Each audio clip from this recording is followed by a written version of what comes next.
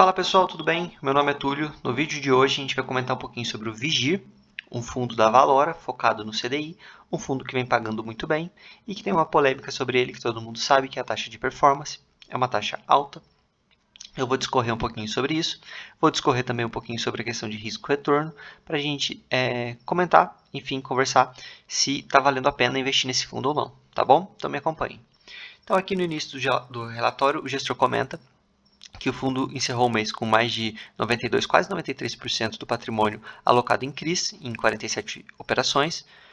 Isso é interessante, porque quanto mais operações a gente tem uma pulverização de risco aqui, então isso é uma vantagem para a gente, porque diminui um pouco o risco do ativo como todo, fundo como um todo, né? O restante dos recursos estava investido em caixa. Então, ao longo do mês de janeiro, o fundo adquiriu 1,6 milhão do CRI Longitude, ao cupom de CDI mais 5, uma taxa alta, né, boa.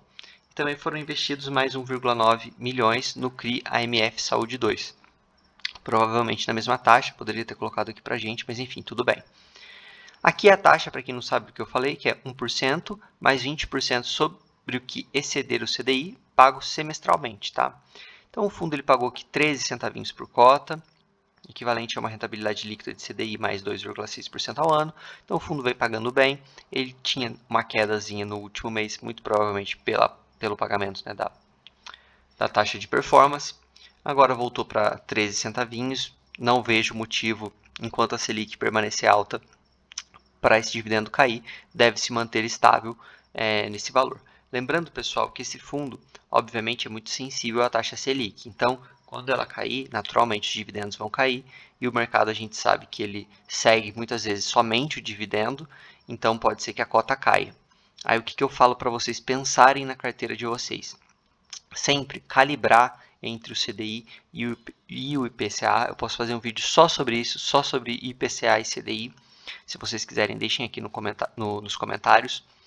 Mas basicamente, a gente tem que ter isso em mente, que tem essa oscilação no mercado e que a cota pode cair caso a Selic caia. Então, como que eu venho me expondo ao CDI? Eu venho me expondo em fundos que têm uma carteira diversificada e que aí eu vejo que o gestor está aumentando a posição em CDI, ou estava com essa cabeça pelo menos há um ano atrás, porque eu já venho alterando a minha carteira desde um ano atrás, para comprar esses fundos mais baratos, porque esses fundos voltados só para o CDI, às vezes o valor deles está muito alto. Então você vai receber muito bem, mas você está pagando caro. E depois, se a Selic cair, você vai ter desvalorização da cota. Então vocês têm que ter isso em mente. Como que eu vou me expor ao CDI? Talvez buscar fundos que sejam que tem os dois indexadores, pode ser uma boa, ou não, beleza, vou ter um fundo que é focado no CDI, vou ter 5 fundos no CDI. Então esse fundo aqui eu vou ganhar bem agora, e eu sei que provavelmente ele vai desvalorizar, mas a minha exposição é 50% do CDI, 50% no IPCA, enfim. Isso aqui eu estou compartilhando para vocês como eu faço o estudo, tá, da carteira como um todo. Não é, novamente, sempre repito, não é nenhum tipo de recomendação de compra nem de venda de nenhum fundo, beleza? Seguindo, em relação à qualidade de crédito da carteira, é importante citar que todos os CRIs do fundo encontram-se adimplentes e, com base nos trabalhos de monitoramento e acompanhamento intensos e próximos de todos os ativos, na opinião da gestão, a carteira do fundo continua saudável. Então isso aqui é sempre muito importante, eu sempre falo para vocês. Risco, retorno. Está recebendo bem, mas o risco está baixo? Está recebendo bem, mas o risco está muito alto? Sempre tem que pensar nisso. Então aqui é uma informação importante do gestor. O fundo encerrou com mais de 127 mil cotistas, uma liquidez muito boa. Aqui ele coloca que no mês de fevereiro o fundo adquiriu um total de 4 milhões e meio de um CRI já existente na carteira. Só tem essa informação, teria que bater ali todos os ativos desse mês, do mês passado, para descobrir. Eles poderiam ter colocado aqui, ia facilitar para a gente, né? Qual que foi o CRI, qual que foi a taxa. Vamos ver se no próximo relatório eles trazem. Aqui, para quem não está muito familiarizado com a DRE, a gente consegue ver. Aqui são as despesas, né, saídas de caixa, a gente vê que é mais ou menos 900 mil todos os meses. E 4 milhões foi o mês passado, tá? Que foi aqui o pagamento da taxa de performance, muito provavelmente.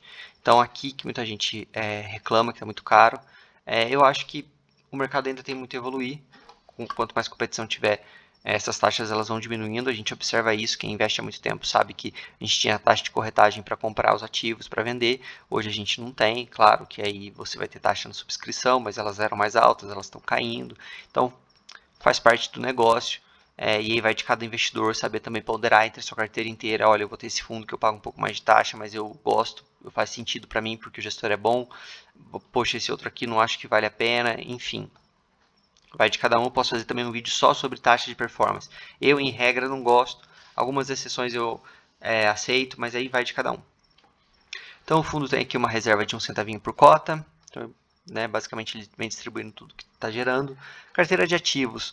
Não tem muito o que comentar, eu já fiz num outro vídeo, também não mudou tanta coisa. A gente viu que as alocações desse mês elas foram muito pequenininhas, mas basicamente tem esses dois CRIs aqui, mas também são da Elbor, devedor mais high grade, que tem uma exposição um pouquinho maior do PL, né? Daqui dá quase 18%.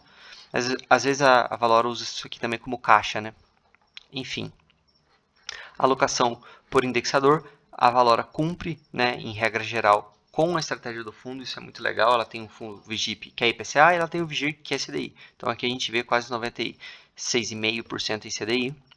Tá? Isso aqui também é interessante, a alocação por segmento, ela tem um pouquinho de tudo, mas em regra, maneira geral, o fundo é residencial, tá? Então ele é concentrado nesse segmento e aqui a gestora coloca porque ela entende que os fatores micro, localização, produto, são os de maior influência para o mercado imobiliário, então ele prefere investir em residencial. Isso aqui é um diferencial da gestão, eu sempre falo, é uma gestora que consegue gerar, né, operações ali, estruturar, né, operações, ela consegue ter taxas melhores, isso rebate para dentro do fundo. Então, isso aqui na Valora como um todo é muito bom, tá? Seguindo aqui, ele fala um pouquinho das taxas da carteira, eu também comentei no outro vídeo, é uma carteira bem interessante, tá? Talvez tenha um pouquinho mais de risco que alguns outros fundos, mas é boa, e o acompanhamento da Valora, em regra, está nos CRIs, em todos os fundos deles, é muito bom. Tem muitas lives, tá, pessoal? Sempre deixo aqui, às vezes, na descrição do vídeo, conteúdos para vocês assistirem. Lives do Vedrossi, que é o gestor, né, principal ali da Valora, ele tem outros sócios, mas elas são muito boas para aprender, independente de você ter ou não o fundo, ele se expressa bem e é interessante.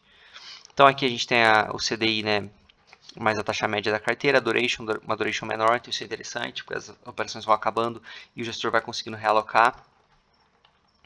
Aqui tem os rendimentos, olha, a gente consegue ver que teve essa queda em dezembro e já voltou para o 0,13 e deve continuar assim, pelo menos enquanto a Selic permanecer alta. Eu queria só mostrar mais uma coisinha para vocês. Pessoal, se vocês estiverem gostando do vídeo, eu peço que deixem like, se inscrevam no canal. Eu criei também um canal no Telegram para a gente poder ali conversar, se ajudar. Estou tentando criar uma comunidade que realmente faça diferença entre os pequenos investidores. Eu, assim como vocês, comecei um dia, sei de toda a dificuldade, então eu quero ajudar. E ali eu consigo ter um contato mais próximo com vocês, tirar dúvidas sobre os fundos. Obviamente não é recomendação, mas no que eu puder ajudar com a minha experiência, eu estou à disposição. Então, se quiserem, estão convidados. Bom, aqui caminhando para o final do relatório, ele tem a descrição dos ativos que basicamente é igual em todos os vídeos, então eu não vou me adentrar em nenhuma operação específica, mas aqui é sempre interessante vocês passarem o olho, não obviamente para conseguir avaliar se essa operação é boa ou não, mas para vocês conseguirem se adaptar, vamos dizer assim, com as nomenclaturas, sobre conseguir entender um pouquinho sobre as garantias, porque no final do dia um CRI, a gente tem que saber se a garantia ela vai conseguir ser executada. Se você tiver um default, se você vai conseguir pegar esse dinheiro de volta. Basicamente é isso. E aí você vai conseguir ver entre um CRI e outro, qual CRI que tem mais garantias, tem garantia real, se tem garantia só de cessão fiduciária de recebíveis, ou se é só alienação fiduciária das SPS, você vai conseguindo ver, e assim você vai conseguindo entender um pouquinho do que é mais high grade, o que é mais high yield, e aos pouquinhos vocês vão evoluindo como investidores, assim que eu fiz e assim que vem dando certo, então eu recomendo para todo mundo. Pessoal, mas é isso, é um fundo que vai continuar pagando bem, como eu disse, é um fundo que tem uma gestão interessante, tem a taxa de performance que realmente é cara, e aí vai de cada um. conseguir lidar com isso ou não, aceitar ou não, montar sua carteira. E também é um fundo, como eu disse, 100% CDI, que pode no futuro cair, e aí vai de cada investidor expor a sua carteira no CDI ou não. Tá bom, pessoal? Mas é isso. Peço o like novamente, se inscreva, um grande abraço, até o próximo vídeo, valeu!